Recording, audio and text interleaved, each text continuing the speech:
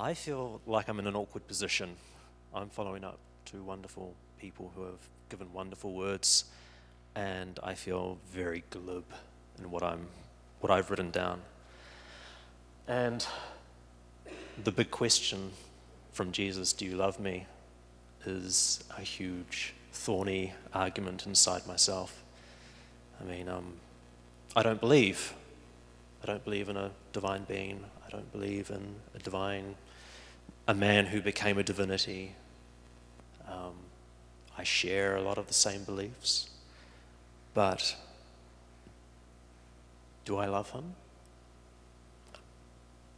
I mean, I don't know.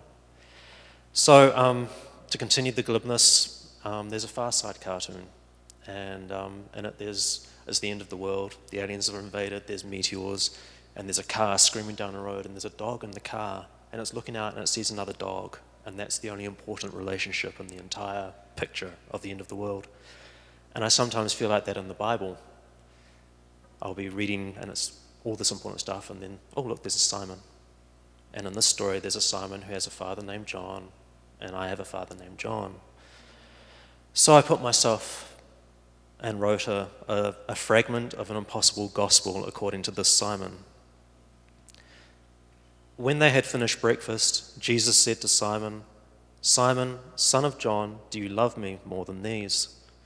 Simon said to him, "Geez, I barely even know you." Jesus said to him, "Feed my lambs." A second time he said to him, "Simon, son of John, do you love me?" Simon said, "Dude, you barely know me." Jesus said to him, "Tend my sheep." He said to him a third time, "Simon, son of John, do you love me?" And Simon wondered what he could possibly say and said nothing. Jesus said to him, "Feed my sheep. Regardless of what you believe, when you were younger, you could control where you wish to go. But now that you're growing older, you find you may not have that same control, and you're looking at a future where you're going where you don't wish to go." An idea that Simon pondered uneasily. After this, Jesus said to him, "Follow me." And again, Simon, son of John, couldn't say anything. But eventually, after much silence and coffee and fish cleaning and listening to the other disciples, Simon said, "Am I actually following or simply heading in the same direction?" And Jesus laughed and said, "You say potato, I say potato."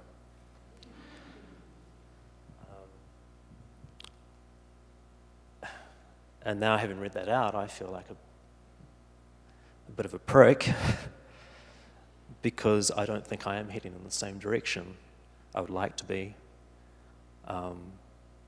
There's a certain arrogance in thinking that I am heading in the same direction as where Jesus wants us to go in terms of the kingdom of heaven, peace on earth, clean water, clean air, and but I'm basically lazy and afraid. And I'd like to think I'm following or heading in the same direction, but that fear and that laziness gets in the way of that. And all of this is a really big blind to get away from the primary question, do I love him? I don't know. Thank you.